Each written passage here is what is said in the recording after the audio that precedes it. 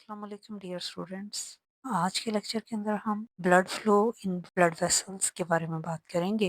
Blood flow versus cardiac output.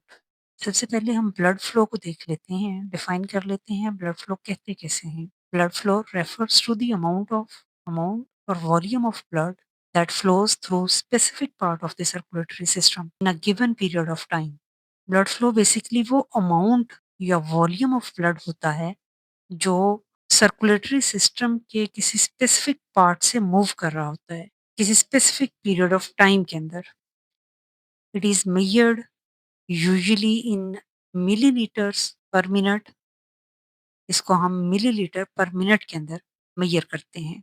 जब हम overall blood flow के बारे में बात करते हैं इन द एंटायर बॉडी, तो एक्चुअली तब हम total volume of blood that is circulated by the heart through all body tissues per minute की बात कर रहे होते हैं। Blood flow basically amount of blood है जो किसी स्पेसिफिक पार्ट से of circulatory system in a given period of time में फ्लो कर रहा है।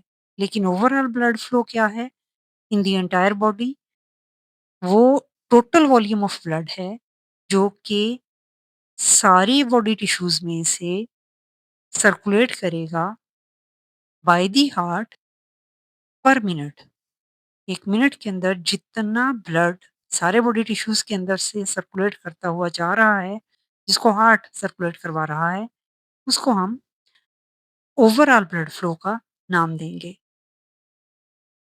एक हेल्दी अडल्ट के अंदर एट रेस्ट ये जो टोटल ब्लड फ्लो है, बॉडी ब्लड फ्लो है, वो अबाउट 5000 एमएल पर मिनट होता है। या अगर हम लीटर्स में बात करें तो 5 लीटर पर मिनट ब्लड जो है वो पूरी बॉडी में से फ्लो कर रहा होता है एक हेल्दी पर्सन के अंदर at rest. This total blood flow is generated by the heart, specifically the left ventricle. ये टोटल जो ब्लड फ्लो है ये हार्ट ही जनरेट कर रहा होता है, स्पेशली जो लेफ्ट वेंट्रिकल है वो बेसिकली ये जनरेट कर रहा होता है, जो कि फ्रेश ऑक्सीजनेटेड ब्लड एओर्टा में पंप करता है ताकि उसको सारी बॉडी को फ्लो करवाया जाए, ताकि उसको सारी बॉडी को ऑक्सीजनेटेड ब्लड जो है वो प्रोवाइड किया जा सके। जो total output of the heart पर मिनट है, उसको हम कार्डिक आउटपुट भी कहते हैं। इस टर्म को यानी टोटल आउटपुट ऑफ हार्ट पर मिनट जो है, हार्ट कितना ब्लड पर मिनट पंप कर रहा है, ये लेफ्ट वेंट्रिकल से कितना ब्लड पर मिनट पूरी बॉडी की तरफ जा रहा है, उसको हम कार्डिक आउटपुट का नाम भी देते हैं। So cardiac output is specific type of blood flow. It represents the total volume of blood the heart pumps in 1 minute. इसका मतलब क्या हुआ कि cardiac output actually blood flow ही है, but specific type of blood flow है जो कि असल में उस टोटल वॉल्यूम ऑफ ब्लड की बात को रिप्रेजेंट करता है जो कि हार्ट पर मिनट पंप कर रहा है। And under resting condition it's about 5 litre पर मिनट। और ये चेंज होता रहता है विद द एक्टिविटी। जब आप एक्सरसाइज कर रहे होते हैं तो ये कार्डिक आउटपुट इंक्रीज कर जाती है, और जब आप रेस्ट में होते हैं तो ये कार्डिक आउटपुट डिक्रीज कर जाती है। ब्लड इस तरह से अब आपको ब्लड वॉल्यूम और ब्लड फ्लो दोनों की या कार्डिक आउटपुट की समझ आ गई होगी। ब्लड फ्लो किसे कहते हैं? Blood flow basically total volume of blood है जो मूव कर रहा है एक स्पेसिफिक टाइम पीरियड के अंदर इन द सर्कुलेटरी सिस्टम। और टोटल ब्लड फ्लो क्या है कि पूरा वो blood, entire blood, total volume of blood that circulated by the heart through all body tissues पर मिनट, जो कि एट रेस्ट 5 लीटर पर मिनट है। और कार्डिक आउटपुट क्या है कि हार्ट कितना total volume of blood pump कर रहा है इन 1 मिनट, जो कि चेंज हो रहा है with the activity of the body. Cardiac calculation cardiac output की कैलकुलेशन की अब हम बात कर लेते हैं। कार्डिक आउटपुट जिसको हम सीओ भी कहते हैं is the total volume of blood the heart pumps पर मिनट। इसी को हमने कार्डिक आउटपुट कहा है। Usually from the left ventricle, यानी हार्ट के मोस्टली किस पार्ट ने ये total volume of blood pump करना है टू द एंटायर बॉडी? वो लेफ्ट वेंट्रिकल ही होता है ऑब्वियसली, जिसके अंदर के ऑक्सीजनेटेड ब्लड ब्लड जो है वो लंग से आया हुआ है। अब इस कार्डिक आउटपुट को हम कैलकुलेट कैसे करते हैं? कार्डिक आउटपुट इक्वल होती है stroke volume multiplied by the heart rate. यानी अगर हम स्ट्रोक वॉल्यूम को हार्ट रेट से मल्टीप्लाई कर दें तो हमारे पास कार्डिक आउटपुट आ जाती है। जिस तरह सपोज़ करें कि स्ट्रोक वॉल्यूम 70 एमएल है और हार्ट रेट जो है वो 72 बीट्स पर मिनट है, तो कार्डिक आउटपुट कितना हो जाएगा? वो अप्रॉक्सिमेटली 5 लीटर पर मिनट, जो कि रेस्ट पर वॉल्यूम होता है या कार्डिक आउटपुट होती है, वो हो जाएगा। अब हम ज़रा स्पेसिफिक ऑर्गन्स की बात कर लेते हैं कि डिफरेंट ऑर्गन्स के अंदर कार्डिक आउटपुट कितना होता है। जब ब्लड फ्लो कर रहा होता है हर ऑर्गन के अंदर, तो organ wise specific average blood flow at rest कितना होगा? ब्रेन जो है इसके अंदर जो specific average blood flow at rest जो होता है वो अप्रॉक्सिमेटली 750 एमएल पर मिनट होता है। जबकि अगर हम किडनी की बात करें तो इसमें 1200 एमएल पर मिनट ब्लड एट रेस्ट जो है वो एवरेज ब्लड जो है वो इस किडनीज़ के अंदर से पास हो रहा होता है। और लिवर की अगर बात की जाए तो इसमें 1500 अप्रॉक्सिमेटली एमएल पर मिनट ब्लड जो है वो लिवर में से पास होता है या फ्लो करता है, including the portal and arterial supply दोनों। जो कि पोर्टल सिस्टम्स के ज़रिए लिवर में ब्लड आ रहा है वो भी, और जो आर्टेरियल सप्लाई के ज़रिए हेपेटिक आर्टरी के ज़रिए से आ रहा है वो भी शामिल करके टोटल 1500 अप्रॉक्सिमेटली 1500 एमएल ब्लड जो है वो पर मिनट लिवर के अंदर से फ्लो कर रहा होता है। अगर हम हार्ट की बात करें जो कि उसकी कोरोनरी सर्कुलेशन है, तो उसके अंदर अप्रॉक्सिमेटली 250 एमएल पर मिनट ब्लड जो है वो फ्लो करता है। मसल्स के अंदर एट रेस्ट अप्रॉक्सिमेटली 1000 एमएल पर मिनट ब्लड जो है वो फ्लो कर रहा होता है। यानी अगर ये आपको ऑर्गन वाइज़ जो organ specific average blood flow जो एट रेस्ट आपको मैंने बताया है, जो डिफरेंट ऑर्गन्स के अंदर मौजूद होगा।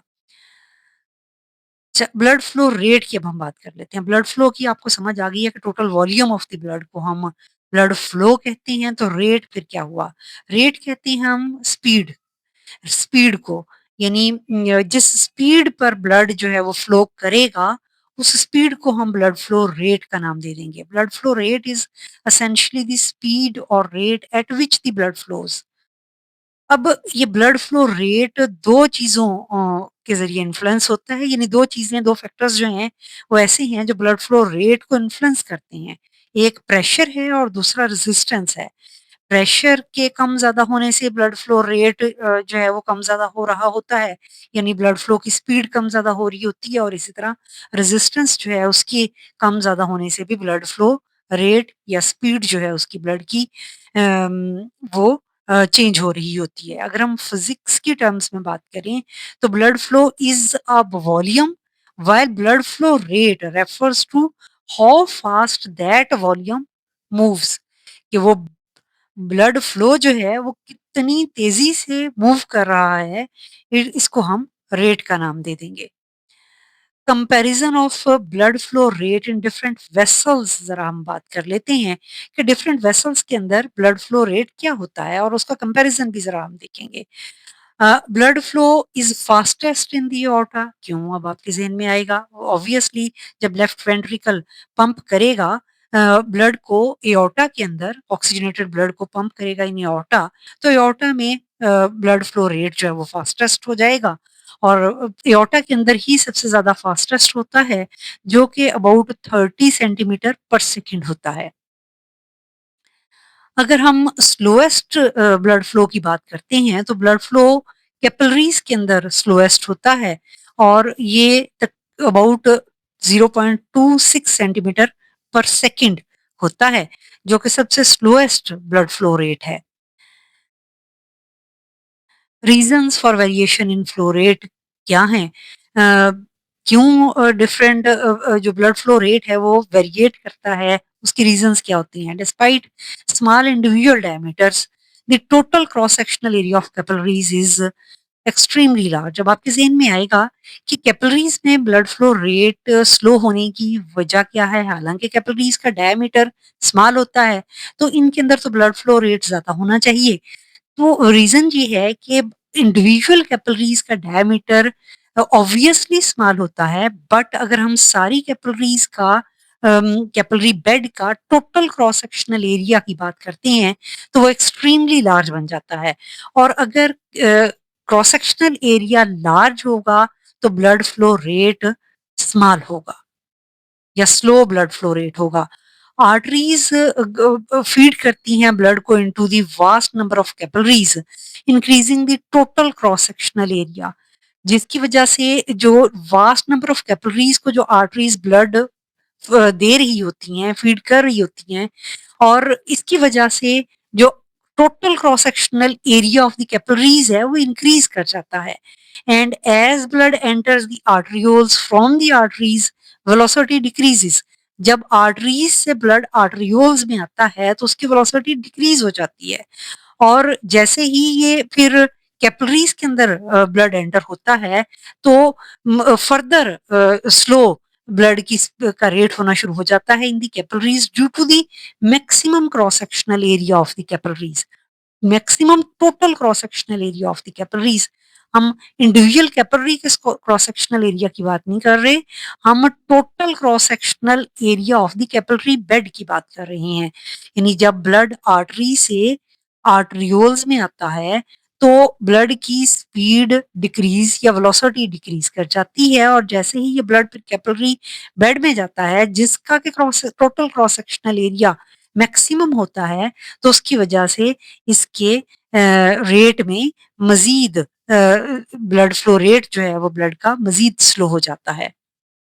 As blood moves into the venules, अब कैपिलरी से ब्लड जब वेन्यूल्स की एंड वेन्स में जाता है, तो वेलोसिटी इंक्रीज़ करना शुरू कर जाती है। वजह due to the decreased cross sectional area, क्योंकि जैसे-जैसे ब्लड ग जो है वो वेन्यूल्स कैपिलरीज़ जिनके मिलने से कि वेन्यूल्स बन रही हैं, और वेन्यूल्स जिनके जॉइन करने से, यूनाइट करने से वेन्स बन रही होती हैं। तो जैसे-जैसे वेन्यू लार्जर वेसल्स बनती जाती हैं, तो cross sectional total cross sectional area कम होता चला जाता है। जैसे-जैसे टोटल क्रॉस सेक्शनल एरिया कम होता जाता है, वैसे-वैसे जो वेलोसिटी है वो इंक्रीज़ करती चली जाती है। मैंने दोनों का आपस में आपको जो है वो रिलेशनशिप बताया, यानी जो वेलोसिटी या ब्लड फ्लो रेट और टोटल क्रॉस सेक्शनल एरिया का आपस में रिलेशनशिप क्या है, कि इनका आपस में इनवर्स रिलेशनशिप है। Cross sectional area decrease, total cross sectional area decrease करेगा, तो वेलोसिटी या rate of blood flow increase करेगा, और अगर total cross sectional area increase कर रहा होगा, तो वेलोसिटी या फ्लो रेट जो है ब्लड का वो डिक्रीज करता चला जाएगा। इस डायग्राम के अंदर अगर आप देखें तो यही कंपैरिजन जो है वो आपको बताया गया है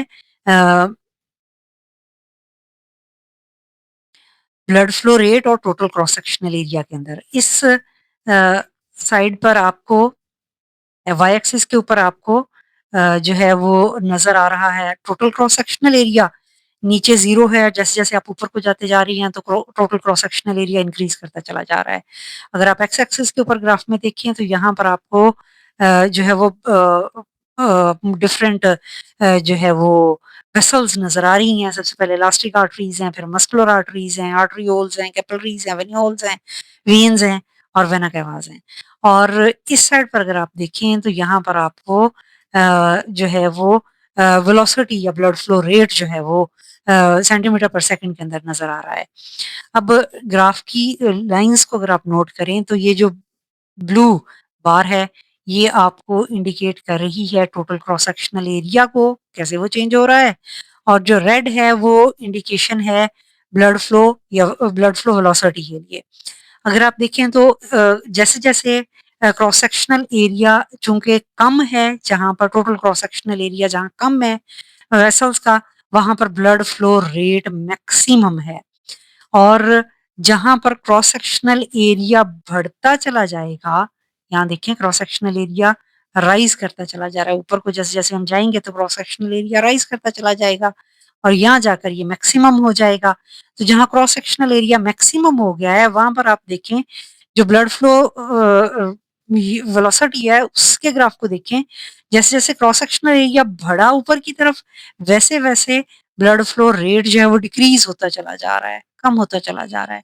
जहाँ पर क्रॉस सेक्शनल एरिया मैक्सिमम हुआ, ये पॉइंट, वहाँ पर ब्लड फ्लो रेट जो है वो देखें, वो मिनिमम हो गया है, यानी बिल्कुल ही ना होने के बराबर ब्लड फ्लो स्पीड हो गई है। और अगर आप देखें जैसे-जैसे क्रॉस सेक्शनल एरिया फिर कम होना, टोटल क्रॉस सेक्शनल एरिया कम होना शुरू हो जाएगा, वैसे-वैसे ब्लड फ्लो रेट जो है वो इंक्रीज़ करना शुरू हो जाएगा। और यहाँ पर अगर टोटल क्रॉस सेक्शनल एरिया बहुत ही कम हो गया हुआ है, जिसकी वजह से ब्लड फ्लो देखें मैक्सिमम होता चला जा रहा है। अगर आप वेसल्स के अकॉर्डिंग इसको देखें, तो इलास्टिक आर्टरीज़ के अंदर चूँकि क्रॉस सेक्शनल एरिया जो है वो अ, कम होता है, तो इसकी वजह से ब्लड फ्लो रेट जो है, वो ज़्यादा होता है।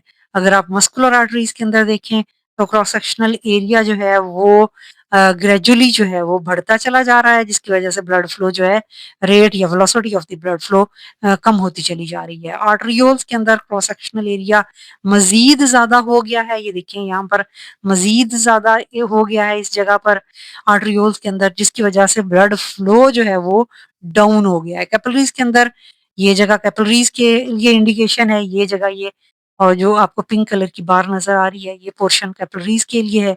तो कैपिलरीज़ के अंदर चूँकि cross sectional area, total cross sectional area maximum पर पहुँच गया था, तो इसलिए यहाँ पर ये देखिए मैक्सिमम क्रॉस सेक्शनल एरिया है, ये आपको नज़र आ रहा है ब्लू बार और ग्राफ की लाइन यहाँ ब्लड फ्लो की देखें, वो बिल्कुल जो है वो नीचे लेवल पर आ गई है, ज़ीरो के बिल्कुल करीब पहुँच चुकी है, यानी ब्लड फ्लो बहुत ही स्लो हो चुका हुआ है।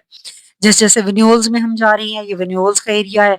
क्रॉस सेक्शनल एरिया जो है वो कम हो रहा है, तो क्रॉस सेक्शनल एरिया के कम होने पर क्या हो रहा है, ब्लड फ्लो राइज़ होना है।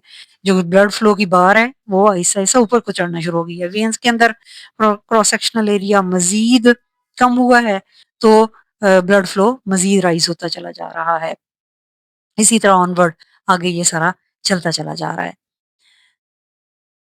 Total cross sectional area and blood velocity. Aorta has the cross sectional area, जैसे ये अभी अब डायग्राम के अंदर अब आपने देखा था कि aorta has the cross sectional area of about 2.5 centimetre square and individual capillaries have the small cross sectional area but their total cross sectional area exceeds that of the aorta. लेकिन अगर हम सारे कैपिलरीज के total cross sectional area की बात करें, तो वो एओर्टा से भी ज़्यादा हो जाता है। और increase in the total cross sectional area leads to the decrease in the blood flow velocity. Decrease in the total cross sectional area, जबकि अगर total cross sectional area decrease हो जाएगा, तो it leads to the increase in the blood flow velocity. यानी आपका cross sectional total cross sectional area और blood flow velocity का आपस में रिलेशनशिप क्या हो गया, इनवर्स रिलेशनशिप हो गया। Regulation of the blood pressure की अब हम बात कर लेते हैं। जो ब्लड प्रेशर है, ये 2 पॉइंट्स पर रेगुलेट किया जा रहा होता है बॉडी में, एक कैरोटिड साइनस और दूसरा एओर्टिक आर्च। ये वो 2 मेन पॉइंट्स हैं जहाँ पर के ब्लड प्रेशर को रेगुलेट किया जाता है। कैरोटिड साइनस है एक और दूसरा एओर्टिक आर्च, क्योंकि यहाँ पर बैरोरिसेप्टर्स मौजूद होते हैं। कैरोटिड साइनस के ऊपर भी और एओर्टिक आर्च के ऊपर भी। अब ये बैरोरिसेप्टर्स होते क्या हैं? These are the pressure sensitive nerve endings. जो नर्व एंडिंग्स हैं, यहाँ पर मौजूद होती हैं। नर्व एंडिंग्स इन पॉइंट्स के ऊपर मौजूद होती हैं और ये प्रेशर सेंसिटिव होती हैं। अच्छा, अब जो कैरोटिड साइनस है, ये कौन सा पॉइंट है? Carotid sinus basically is the dilation at the beginning of the internal carotid artery. Carotid artery वो जो ब्रेन को ब्लड सप्लाई कर रही है, उसको हम कैरोटिड आर्टरी कहते हैं। जो इंटरनल कैरोटिड आर्टरी होती है, उसकी बिगिनिंग पर डायलेशन मौजूद होती है और दैट कंटेन्स द बैरोरिसेप्टर, जहाँ पर बैरोरिसेप्टर मौजूद होता है। बैरोरिसेप्टर के बारे में मैंने आपको बताया कि नर्व एंडिंग्स होती हैं जो प्रेशर सेंसिटिव होती हैं।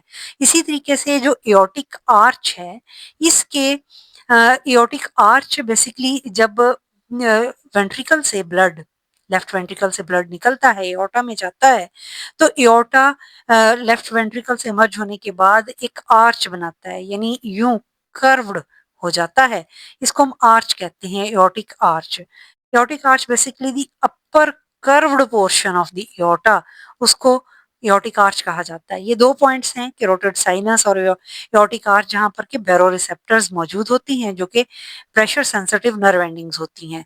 अब दीज नर्व एंडिंग्स या baroreceptors are crucial for the body's blood pressure regulation by sending signals to the brain. ये बैरोरिसेप्टर्स या नर्व एंडिंग्स ब्रेन को सिग्नल्स सेंड करते हैं, ताकि ब्रेन जो है वो हार्ट रेट को और ब्लड वेसल्स को की कॉन्ट्रैक्शन को एडजस्ट करके एक स्टेबल आर्टरियल प्रेशर मेंटेन कर सके। और ये इन्हीं बैरोरिसेप्टर्स का काम होता है। ये अपने रिफ्लेक्सेस के ज़रिए से ब्लड प्रेशर को मोमेंट बाय मोमेंट रेगुलेट कर रहे होते हैं। अब एक डायग्राम के ज़रिए से आपको इनको समझाने की कोशिश करती हूँ, इन दोनों पॉइंट्स को। ये अगर आप देखें तो आपको ये एक कैरोटिड आर्टरी दिखाई दे रही है। इस कैरोटिड आर्टरी के बिगिनिंग पर ही, स्टार्ट में ही, ये इंटरनल कैरोटिड है और ये एक्सटर्नल कैरोटिड है। कैरोटिड, इंटरनल कैरोटिड की बिगिनिंग में ही, स्टार्ट पर ही आपको ये कैरोटिड साइनस या डायलेटेड पोर्शन नजर आ रहा है, जहां पर के बैरोरिसेप्टर ये मौजूद है, ये बैरोरिसेप्टर मौजूद है, जो कि ब्लड को रेगुलेट कर रहा होता है by sending signals to the brain. ये ब्रेन को सिग्नल जो है वो सेंड किया जाएगा और इसके ज़रिए से ब्लड प्रेशर को यहाँ पर रेगुलेट किया जाएगा। अ,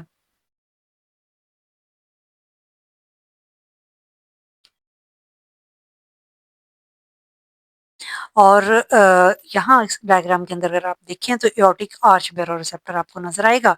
ये एओर्टिक आर्च है जो आपको नज़र आ रही है। ये जो कि लेफ्ट वेंट्रिकल से निकल रही है, ये एओर्टिक आर्च कर्व्ड हुई हुई, और इस एओर्टिक आर्च के यहाँ स्टार्ट में ही इस जगह पर बैरोरिसेप्टर मौजूद होगा और ये आपको कैरोटिड आर्टरी नजर आ रही है और इस कैरोटिड आर्टरी के यहाँ डायलेशन जहाँ मौजूद है, इस जगह पर बैरोरिसेप्टर मौजूद है। और ये बैरोरिसेप्टर, ये दोनों बैरोरिसेप्टर क्या कर रही हैं, ये जो है वो ब्लड को, ब्रेन को सिग्नल भेजते हैं और इनके ज़रिए से ब्रेन हार्ट रेट को और ब्लड वेसल्स की कॉन्ट्रैक्शन को कंट्रोल करके एक मेंटेन्ड आर्टरियल प्रेशर जो है वो आर्टरीज के अंदर जो है वो रेगुलेट कर रहा होता है। उम्मीद करती हूँ आज के लेक्चर की आपको अच्छे तरीके से समझ आ गई होगी, क्योंकि आज के लेक्चर के अंदर अब हमने ब्लड प्रेशर के बारे में, ब्लड ब्लड फ्लो के बारे में और बैरोरिसेप्टर्स के बारे में पढ़ा, और ब्लड वेलोसिटी की बात भी हमने की, कार्डिक आउटपुट को भी हमने देखा। इसके साथ ही आपसे इजाज़त चाहती हूँ। अल्लाह हाफ़िज़।